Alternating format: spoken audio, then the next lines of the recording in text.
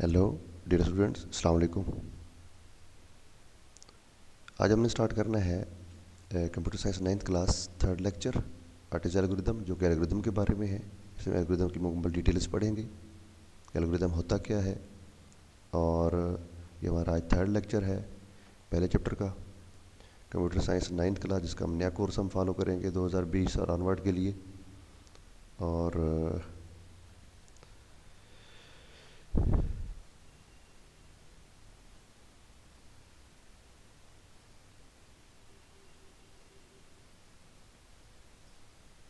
आज हम पढ़ेंगे एल्गोरिदम होता क्या है, defining the algorithm, describing the role of the algorithm in the problem solving, कि किसी भी मसले के हल के लिए एल्गोरिदम का किरदार क्या है, इसकी अहमियत क्या है, इसकी इम्पोर्टेंस क्या है।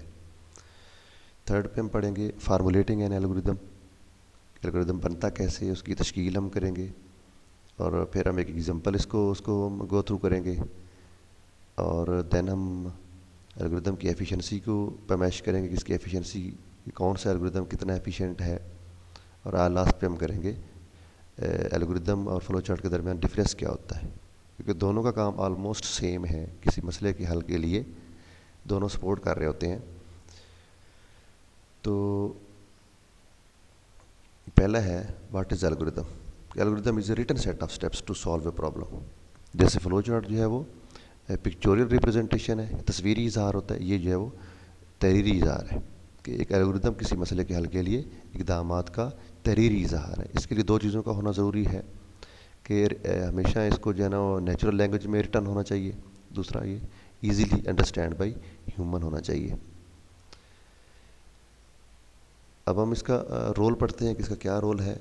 पहला इसका रोल है मसले के हल करने के लिए कि ये जो है वो सबसे अहम तो बात तो ये है कि ये है बहुत ज़रूरी, किसी भी प्रॉब्लम को हल करने के लिए ये जो है वो बहुत ज़रूरी है। नेक्स्ट इसका रोल है कि ये एक मुकम्मल गाइड है, हल के लिए कदम ब कदम रहनुमा है। मतलब तीसरा है एक complete description of the solution, कि ये किसी भी मसले के हल की एक मुकम्मल हमें तफसील देता है। और इसका जो फोर्थ है कि कोडिंग शुरू करने से पहले हमेशा एल्गोरिदम जो है ना वो लिखा जाता है, देन उसकी कोडिंग जो है प्रोग्राम की स्टार्ट की जाती है। यानी कि ये इतना इंपॉर्टेंट है कि कोडिंग स्टार्ट करने से पहले लास्ट स्टेप यही होता है। इसके बाद अगर एल्गोरिदम आपका एक्यूरेट एल्गोरिदम बना है, एफिशिएंट एल्गोरिदम बना है, तो आप कह सकते हैं कि आपका जो है ना वो अब आप कोडिंग स्टार्ट कर सकते हैं किसी भी प्लेटफॉर्म को, किसी भी लैंग्वेज के प्लेटफॉर्म को यूज़ करते हुए। सी लैंग्वेज है, विजुअल बेसिक है, जावा है। तो अभी हमने इसके जो है ना वो 4 रोल पढ़े हैं कि ये बहुत अहम किरदार अदा करता है, एक कदम ब कदम एक रहनुमाई करता है, एक फुल डिस्क्रिप्शन ऑफ सोल्यूशन है। और फिर हमने पढ़ा कि ये कोडिंग से पहले प्री स्टेप है। मिसाल के एल्गोरिदम का जो किरदार है तो हम पढ़ चुके कि ये पहले फ्लो चार्ट बनता है, देन एल्गोरिदम बनता है। तो प्रॉब्लम हमें जो मिलता है, अगर हम इसको गौर से देखें, प्रॉब्लम मिला हमें तो उसका फिर फ्लो चार्ट बना। फ्लो चार्ट के बाद जो है ना वो हमने उसका एल्गोरिदम रिटर्न शक्ल में लिया है, फिर उसके हम हमने कोडिंग स्टार्ट कर दी। तो इसका एल्गोरिदम की जो तश्कील है, अब हम वो देखते हैं कि ये एल्गोरिदम बनता कैसे है। इसके लिए डिफरेंट नोटेशंस यूज़ होते हैं, डिफरेंट अलामतें यूज़ होती हैं। जैसे अब है स्टार्ट का एक टर्म है वो यूज़ की जाती है, इनपुट है, सेट है। स्टार्ट क्या है कि उस एल्गोरिदम के स्टार्टिंग पॉइंट है, स्टार्टिंग की अलामत है। यानी कि वर्ड, क्योंकि ये वर्ड्स की शक्ल में लिखना है ना, तो मखसूस किस्म के वर्ड्स हैं जो कि हमने इस्तेमाल करने हैं ताकि वो लफ्ज़ ऐसे हों कि यूनिवर्सल हों। इसका कोई हार्ड एंड फास्ट रूल नहीं है एल्गोरिदम लिखने का, लेकिन ये है कि चंद एक इसमें अलामतें ऐसी हैं, नोटेशंस ऐसी हैं जो कि हर जगह पे इस्तेमाल हो रही होती हैं। तो लिहाजा हम स्टार्ट का लफ्ज़ लिखेंगे, स्टार्टिंग पॉइंट एल्गोरिदम का। फिर इस एल्गोरिदम के लिए जो जो चीज़ हमें इनपुट चाहिए उसकी लफ्ज़ हम इनपुट यूज़ करेंगे। इसके आगे फिर वेरिएबल लिखेंगे कि 2 वैल्यू चाहिए, 3 वैल्यू चाहिए। जैसे हम पिछला अगर हम उसका फ्लो चार्ट को देखेंगे तो उसके लिए हमें जिसमें हमने मालूम किया था मूविंग ऑब्जेक्ट का इसरा, एक्सेलरेशन मालूम करना था, उसके लिए हमें 2 चीज़ें चाहिए, फोर्स और मतलब एफ जो उसका जो फार्मूला है F equal to M A, तो हमें मैस और फोर्स चाहिए, तभी हम उसका एक्सेलरेशन जो है वो मालूम कर सकते हैं। लिहाजा इनपुट जो है वो क्या होंगी, फोर्स और मैस। फिर हम उसको सेट करेंगे। सेट का मतलब ये है कि किसी भी वेरिएबल को वैल्यू देना, कि उसकी जो है ना वो हमें क्या क्या वैल्यू उसकी ज़रूरत पड़ेगी, वेरिएबल को सेट करना, वेरिएबल की वैल्यू जो है ना वो फार्मूले के अंदर लगा के कैलकुलेशन करके दोबारा वैल्यू दूसरी जगह पे स्टोर करवाना, ये हम इसको सेटिंग के ज़ुमरे में ले आएंगे। फिर उसके बाद इफ़ एल्स की कंडीशन हम इस्तेमाल करते हैं, अगर कहीं पर ज़रूरत पड़ जाए, कहीं पर डिसीजन की बात आ जाए, तो जहाँ पर वो जैसे फ्लो चार्ट में हमने करते हैं इस्तेमाल। गो टू स्टेटमेंट जो है वो कहीं से अगर हमने जंप लगवाना है फ्लो चार्ट के दरमियान, एल्गोरिदम के दरमियान, एक जगह से दूसरी जगह पे, एक स्टेटमेंट से किसी और स्टेटमेंट पे जाना है, तो वहाँ पर हम गो टू का जो नोटेशन है वो यूज़ करते हैं। फिर हम उस प्रॉब्लम को कि जो आउटपुट है हम उसको डिस्प्ले करवाते हैं जो भी वेरिएबल के अंदर हमारा, जैसे हमारा वेरिएबल स्टोर हुआ एक्सेलरेशन के अंदर, तो हम ए को जो है ना यहाँ पर आउटपुट करवाएंगे। और लास्ट पे हम स्टॉप की जो नोटेशन है वो हम यूज़ करेंगे कि यहाँ पर हमारा एल्गोरिदम जो है वो एंड हो गया है। और इसका हम फोर्थ पढ़ते हैं कि एल्गोरिदम की कोई एक मिसाल लेते हैं। मिसाल हम वही लेते हैं जो हमने पीछे एक फ्लो चार्ट सेकेंड लेक्चर में किया था, जिसके अंदर हमने एक्सेलरेशन मालूम करने के लिए एक फ्लो चार्ट डिज़ाइन किया था। तो आप वो पिछले लेक्चर आप उसमें देख सकते हैं इस तरीके से। आई होप कि आपने देखा भी होगा उसको, कि हरकत करते हुए जिसम का इसरा मालूम करना। ये फ्लो चार्ट आपके सामने है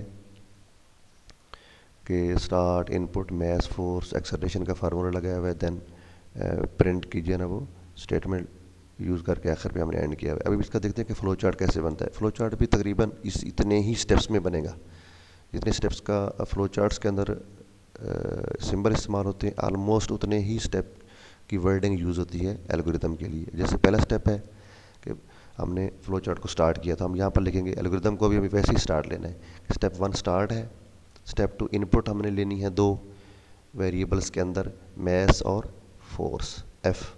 और थर्ड स्टेप हमने किया कि मैस को फोर्स पे डिवाइड करवा के तो हमने उसको एक्सेलरेशन के अंदर सेट किया। थर्ड पे फोर्थ पे हमने उसकी आउटपुट ले ली, एक्सेलरेशन के अंदर जो सेव हो चुका उसकी हमने आउटपुट लेनी है, और लास्ट पे हमने उसका एंड कर देना है। सो ये फ्लो चार्ट के सामने आपका जो है ना वो एल्गोरिदम लिखा पड़ा है, जो कि एक मसले का 5 स्टेप के अंदर तहरीरी इजहार है। तो आई होप कि आपको इसकी समझ आ गई होगी। मज़ीद हम इसके एग्जांपल्स करेंगे इंशाल्लाह, जब हम इसके जो बाकी जो सॉल्यूशंस हैं बुक्स के अंदर वो हम पढ़ेंगे एक दिन। एल्गोरिदम की कारकर्दगी है कि एक एल्गोरिदम जो है वो कैसे पता चलता है कि एल्गोरिदम, देखिए आप एक मसले के काफ़ी सारे एल्गोरिदम्स बनते हैं। एक मैं अगर एक मसले को सॉल्व करूँगा तो मैं उसको और अंदाज से करूँगा, अगर आप में से कोई सॉल्व करता है तो आप उसको अपने अंदाज से करेंगे। शायद मेरे स्टेप्स और होंगे, आपके स्टेप और होंगे। तो बात करने का मतलब है कि there can be more than one algorithm to solve a problem. So इसका फैसला करना कि कौन सा इनमें से विच वन इज़ बेटर, तो उसका परफॉर्मेंस के लिए जो है ना वो सोल्यूशन के लिए हमें माइंड करना पड़ेगा कि एक मसले को हल करने के लिए एक से ज़्यादा एल्गोरिदम हो सकते हैं, इसमें कौन सा बेहतर है, इस बात का इन्हिसार इस हल की कारकर्दगी पर होता है। इसके लिए 2 चीज़ों का होना ज़रूरी है एल्गोरिदम की एफिशिएंसी को मैच करने के लिए। नंबर 1 है नंबर ऑफ स्टेप्स, कि algorithm is considered more efficient if it takes less number of steps to reach. यानी कि जैसे अब एक एल्गोरिदम है वो 5 स्टेप में हो रहा है और दूसरा जो है ना वो 10 में हो रहा है, तो जो 5 वाला है वो कम स्टेप्स में कंप्लीट हो रहा है, तो लिहाजा वो हम कह सकते हैं कि ये वाला जो एल्गोरिदम है वो एफिशिएंट है। दूसरी चीज़ हमें इसकी ज़रूरत पड़ती है स्पेस यूज्ड, कि कितनी उस एल्गोरिदम ने कितनी कंप्यूटर की मेमोरी को यूज़ किया है। सो जो कम स्पेस लेगा हम कहेंगे कि ये जो है ना वो एफिशिएंट है। फिर लास्ट पे है कि फ्लो चार्ट और इसके दरमियान जो डिफरेंस है, एल्गोरिदम जो है वो लाइक ए स्टोरी, एक कहानी की तरह होता है, एक स्क्रिप्ट की तरह होता है, और इसका जो है वो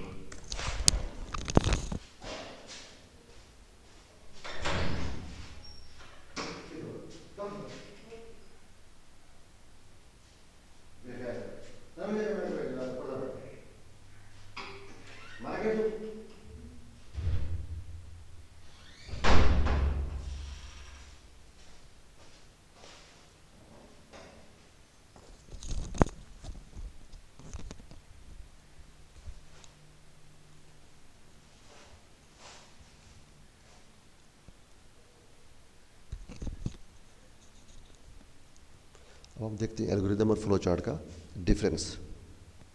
एल्गोरिदम जो एक स्टोरी की तरह होता है, एक जैसे आपने देखा भी है, एक रिटर्न शक्ल में होता है, एक कहानी की तरह होता है कि कहाँ से जैसे कहानी एक जगह से स्टार्ट होती है और वो प्रोसेस करते करते एक एंड पे पहुँचती है।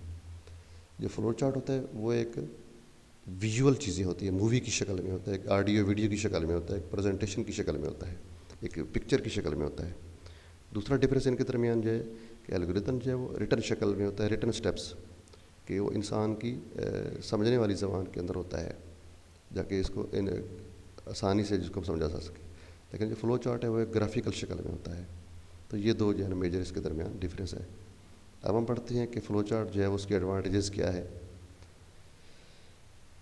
Flow chart easy to understand है, ईजी टू ड्रॉ है, और थर्ड इसका है easy to identify the errors. Flow chart के ज़रिए एक मसले के अंदर अगर कोई एरर्स हैं तो उसको भी हम आइडेंटिफाई कर सकते हैं। और लास्ट है कि easy to observe from one step to other, कि आसानी से हम एक स्टेप से दूसरे स्टेप पे जो ऑब्ज़र्व कर सकते हैं कि अब इसका हमारा नेक्स्ट स्टेप क्या होगा इस फ़्लो चार्ट के अंदर। और जो इसकी डिसएडवांटेज हैं वो ये हैं कि बहुत ज़्यादा टाइम कंज्यूमिंग है, इसको डिज़ाइन करना, इसको ड्रा करना, बड़ा टाइम ज़ाया होता है इस पर, और मोर टाइम इज़ रिक्वायर्ड।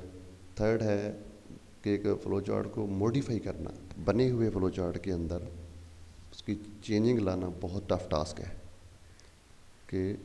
और थर्ड है लार्ज प्रॉब्लम के लिए ये सूटेबल नहीं है। अब हम एल्गोरिदम को पढ़ते हैं कि एल्गोरिदम के क्या क्या एडवांटेजेस हैं।